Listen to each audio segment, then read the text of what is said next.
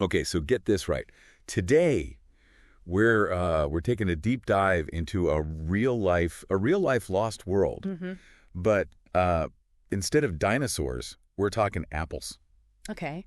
A whole collection of them over in Kent, England. Wow. God. It's like a library, Right.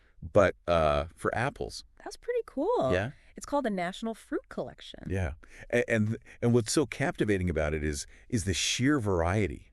It is. It is. We're talking over 2,000 types of apples. 2,000. Many of which you just won't find in your average grocery store. Oh, absolutely not. That's what really caught my eye in these articles, too. They mentioned something like 4,000 trees. Wow. Not just apples, but all sorts of fruits. Oh, wow. Quinces, pears, Yeah. even medlars. I love medlars. Yeah, and the names. Right. Some of them are just wild. Like there's one called Wait. Wait. Can you imagine seeing that on a supermarket shelf? I mean, it really does. It does make you think about what the purpose of this collection is. Think of it like a living gene bank. Okay.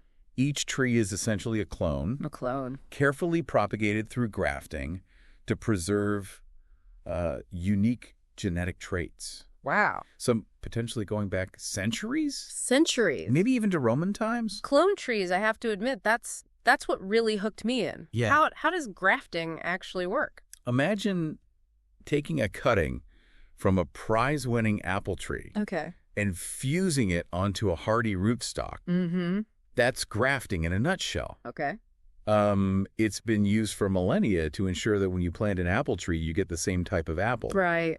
Because growing from seed, doesn't guarantee that. So we're talking direct descendants of some seriously old apple ancestors. Yes. That's wild. It is. But what's the point of keeping all these varieties around? Right. I mean, is it just for historical curiosity? It's much more than that. I mean, our modern food system, right? It relies on just a handful of commercially popular apple varieties. Yeah. So this collection acts as a safeguard against things like disease or even climate change, preserving genetic diversity that might be crucial for future apple breeding. I see. Think of it like a backup. A backup? For our food security. Wow, I hadn't even thought of it that way. Yeah. And it's pretty timely. Yeah. Given that these articles mention that the UK only produces about 35% of its own apples now. That's right. It seems like all you see are Gala and Jazz, Yes. Those imports are everywhere these days. Exactly. That shift in the apple landscape is why this collection has become so vital, not just for growers, but for research too. Oh. Scientists are actually using DNA sequencing to unravel the genealogy of these apples. Wow. It's almost like detective work. So they're like DNA detectives. Yes. For apples? Yes. Okay, now I have to hear more about that. It is fascinating. How do you even get apple DNA? Well, scientists can extract DNA from apple tissue and analyze it. Okay. To understand how different varieties are related. It's like piecing together a giant family tree. Wow. Spanning centuries. Yeah. And thousands of individuals. Yeah, I can imagine that gets pretty complicated. It does. Speaking of which, the articles mention something about triploid apples. Yeah. Making things even trickier. Yes. What's the deal with those? Yes. Triploids. Triploids. These apples have 3 sets of chromosomes. 3 sets. Instead of the usual 2. Wow. So tracing their lineage, it's a bit like solving a puzzle. Okay. With missing pieces. I see. Think of it like trying to trace your family tree. Yeah. If some of your ancestors had extra copies of their genealogy records, it gets messy fast. Oh, yeah. That's a great way to put it. Yeah. It makes it even more impressive that they're making progress. It is impressive. There was a mention of the Renette Franche. Mm-hmm. They called it the Where's Wally apple. Yes. Being kind of a key to understanding a lot of other varieties. Mm-hmm. What's the story there? The Renette Franche is a rare French apple. Okay. And what's remarkable is that through DNA analysis, it's been found to be related to a surprisingly large number of other apples. Really? Really. Wow. And it highlights how interconnected the apple family tree really is. Yeah, that makes me think of those ancestry websites where, you suddenly discover you have these distant cousins. Right. You never even knew existed. Yeah.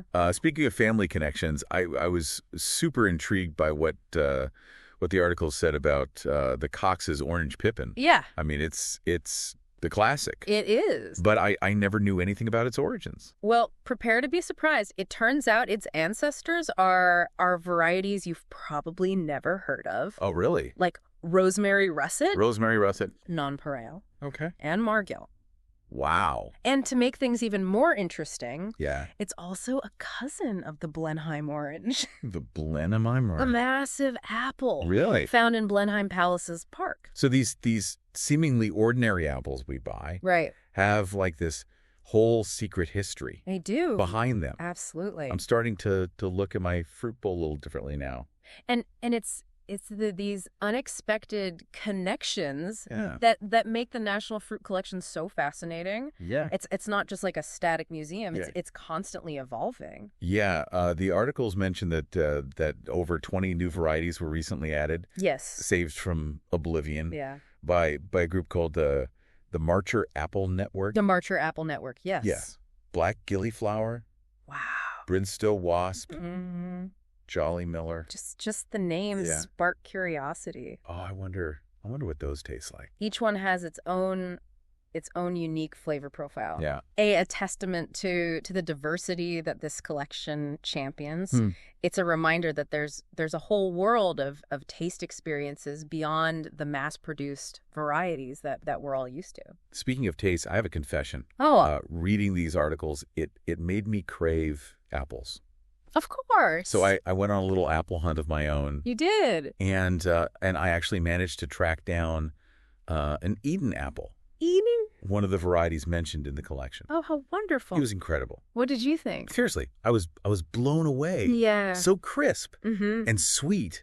Yeah. With this like delicate floral aroma. Oh, wow. It was like biting into a piece of history. Right. Like I was tasting, the culmination of centuries of apple cultivation. That's the magic of these heirloom varieties. Yeah. They offer a connection to the past, a taste of something authentic and unique. Yeah. It's so much more than just eating an apple. Right. It's experiencing a story. Okay, now I'm really curious to try some of these other varieties. I bet. But seriously, are they really that much better? Yeah. Than what we find in the supermarket, right. or is it just the novelty factor? Well, taste is subjective, of course. Sure. But these heirloom varieties often possess complex flavors and textures that have been lost in commercially bred apples. I see. Think about it. Yeah. Supermarket apples are bred for qualities like uniformity, shelf life, resistance to bruising. Yeah. Not necessarily for the most exquisite taste. That's a good point. Yeah. We've kind of sacrificed flavor diversity for convenience and efficiency. We have. But getting back to the collection. Right. It seems like it's about more than just preserving tasty apples. Right. What's the bigger picture here? It really boils down to biodiversity. Okay. This collection serves as a stark reminder that when we prioritize commercial success over variety, we risk losing something valuable. Yeah. And it's not just about apples. Right. It's about the diversity of all the plants and animals that we rely on. It makes you think about all the potential that's locked away in those orchards, right? Just waiting to be rediscovered. Yeah. Maybe some of those forgotten apples hold the key to solving future agricultural challenges. Right. Or perhaps they just offer a taste of something truly unique. Exactly. Yeah.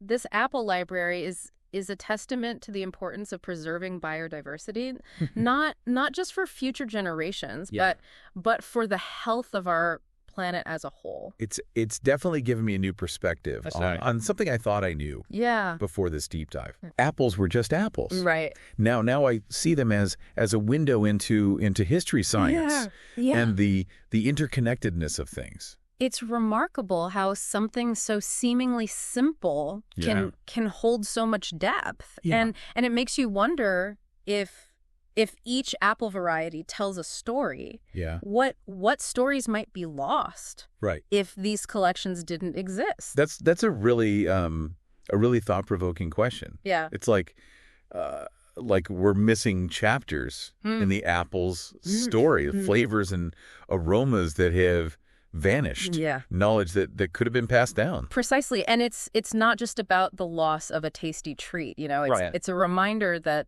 extinction isn't just this, scientific concept. Right. It's a loss of history, of cultural connections, of potential solutions to future problems. Yeah, it makes you realize how much we just take for granted, how easily something as familiar as an apple can just slip away.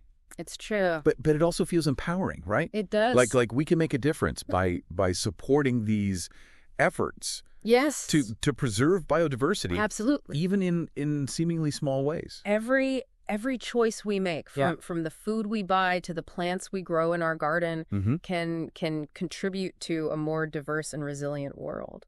So it's not just about scientists and researchers. Right. It's about all of us being more mindful of our impact on the planet. Absolutely. What are some practical things that listeners can do to support these efforts? Well, seeking out and enjoying these heirloom varieties, that's a great start. Yeah. You're not just tasting an apple. Right. You're supporting the people who are working to preserve them. Yeah.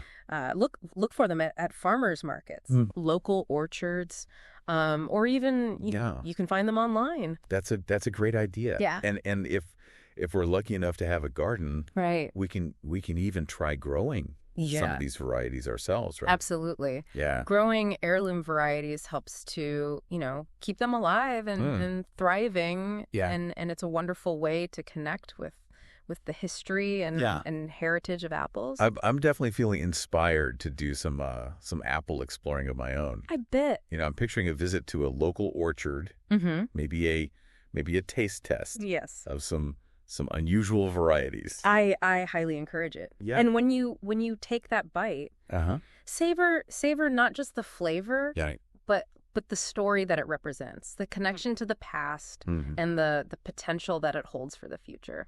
It's like biting into a time capsule. It is. Like a reminder of the incredible diversity that nature offers. Exactly. And a powerful reminder that we all have a role to play in preserving that diversity for generations to come. Well said. Thank you. This deep dive has been a real eye-opener for me. Good. I'll never look at an apple the same way again. It's amazing how something so seemingly ordinary can hold so much wonder. A huge thanks to you for joining us today and sharing your expertise. Thank you for having me. And to all our listeners out there, I encourage you to go on your own apple adventure. Yes. Seek out those unique varieties, explore their flavors, and let their stories remind you of the power of biodiversity. And remember, each bite is a chance to taste a piece of history, to connect with the past, and to contribute to a future where the world's orchards are as diverse and vibrant as the stories they tell. What a perfect note to end on. Thank you. Until next time, keep exploring, keep learning, and keep those taste buds adventurous.